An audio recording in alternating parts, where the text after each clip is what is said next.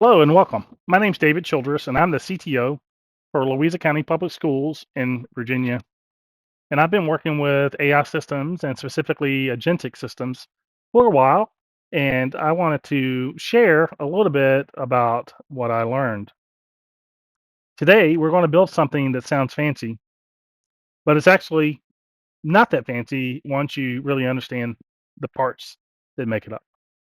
By the end, you'll have real code you can run and change yourself.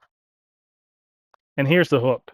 We're going to put two AI models in a conversation with each other and give each a secret job.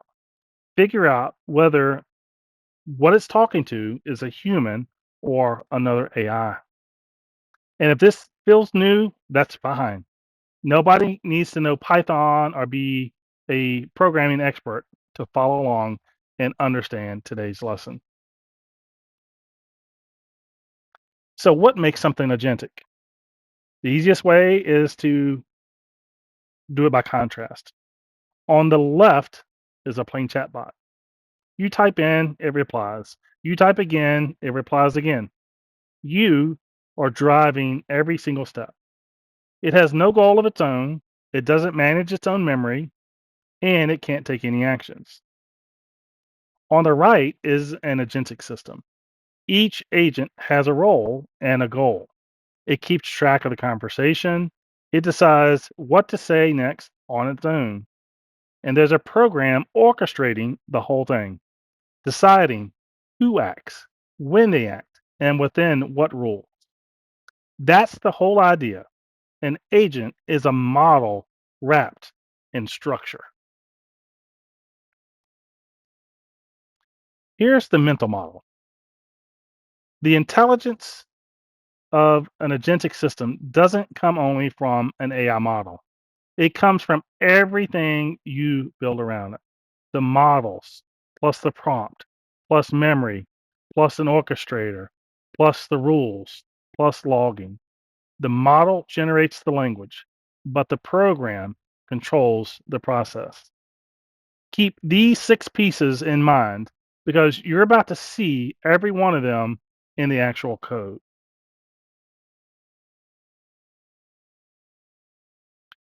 Here's the shape of what we've built. Two models, call them Model A and Model B. One may be OpenAI and the other Anthropic. They can even be from different companies. The program hides that difference. The important part is in the middle. A and B never talk to each other directly. A Python program sits between them and carries every message back and forth. It also decides whose turn it is, handles any errors, and stops the run when it's done. It starts with an opening message. Then A responds, then B, then A, then B, back and forth until it hits its turn limits. Then the whole conversation gets saved to a file. Which sets up the fun question. Each model gets private instructions, and then we just let them talk. Can one AI model tell that it's talking to another AI? That's the experiment. Hold that question. We'll come back to it and see what it does and doesn't prove.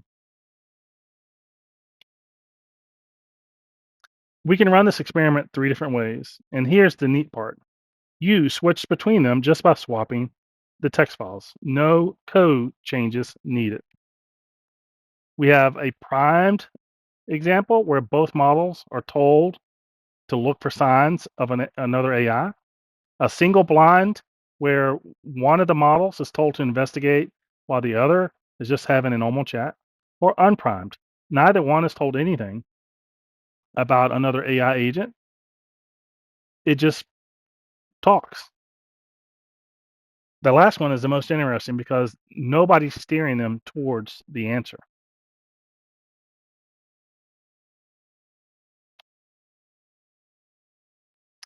The entire project is 6 files. Don't worry about having to read them. I just want you to see it's small.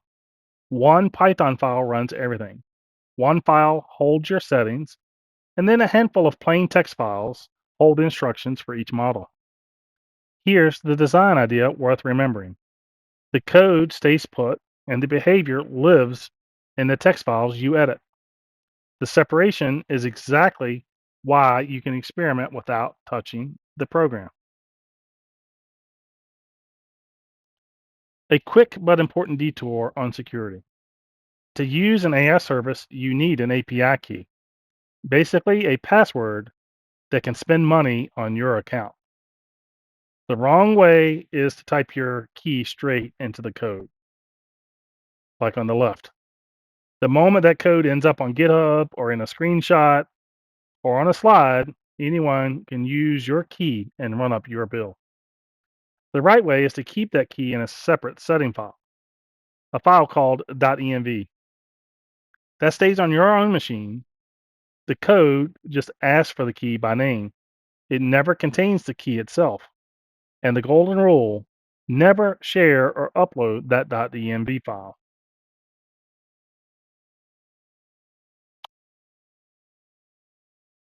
Here's something that surprises almost everyone. When using API calls, the AI model does not remember your previous messages. Every single request starts from a blank slate. So, how does our conversation hold together? The program remembers. It keeps a running transcript, and every turn, it resends the entire conversation so far. The model reads it fresh each time. Say it with me. The memory isn't in the model. The app manages the memory. If it didn't, every turn would start from nothing. Now, this is important because if you remember in our first lesson, we calculated the cost. So, because each turn it resends the whole transcript, later turns cost more than the early ones. So, in production, you'd actually want to cap how much history you keep or send to the models.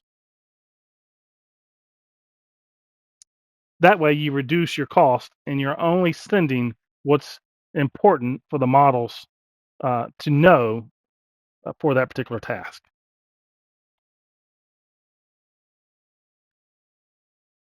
This is the trickiest slide, so let's go slow. It's actually simple once it clicks. When you talk to an AI, your messages are labeled user, and its own replies are labeled assistant. But in our setup, there are two AIs sharing one conversation. So whose turn is assistant? The answer is it depends on who's about to speak. The program relabels the transcript from each model's point of view. Your own past turns are assistant, everything else is user. One line of code decides it.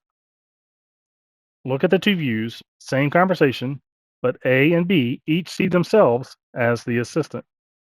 And notice on B's side, the operator and A's first line get merged into one user block because to B, that's all just one other side talking.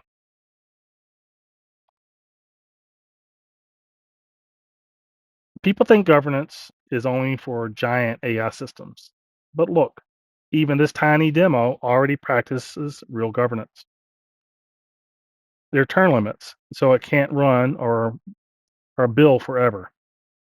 There's output limits that cap the size and cost of each reply by limiting the tokens.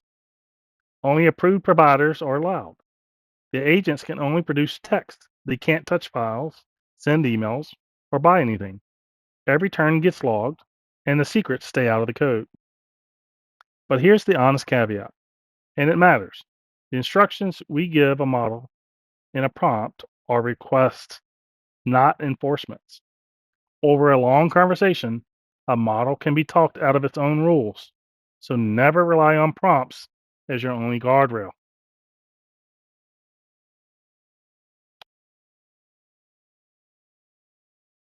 Now let's be intellectually honest, because this is where people overread the results. If one model correctly guesses that the other is AI, that is not self awareness. It's pattern recognition. It's noticing things like very structured, balanced language, repeated safety style disclaimers, no real personal experiences, and unusually consistency. That's spotting a pattern, not having an inner experience. And one conversation is just an anecdote. If you want a real result, you run it many times, keeping everything else fixed and record what happened each time. That's the difference between a fun demo and an experiment. Okay, this is the part that matters most. The code is yours to play with, and none of these need you to write any Python. Rename the agents and see if the name changes how they talk. Change the opening question. Ask, what did you learn recently? And watch whether an AI invents a memory. Shrink the turn limit or break it on purpose. Set the turn limit to the word 12, not the number 12, and see how the program fails cleanly with a clear message. Then the interesting one, run it fully unprimed. Nobody told you to detect anything and see if either model notices on its own.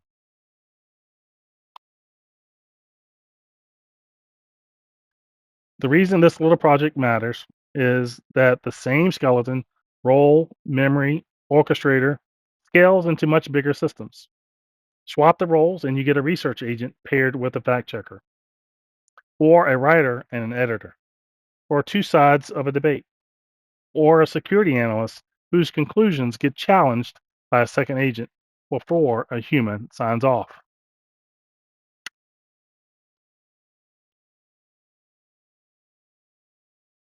If you remember one sentence from today, make it this one. An agent is a model plus the system around it. The model is impressive, but the roles, the memory, the orchestration, the guardrails, the logging, that is what turns a chatbot into an agent. Now, go run the code and change something. That's where things actually happen. Have fun and ask questions. Happy learning.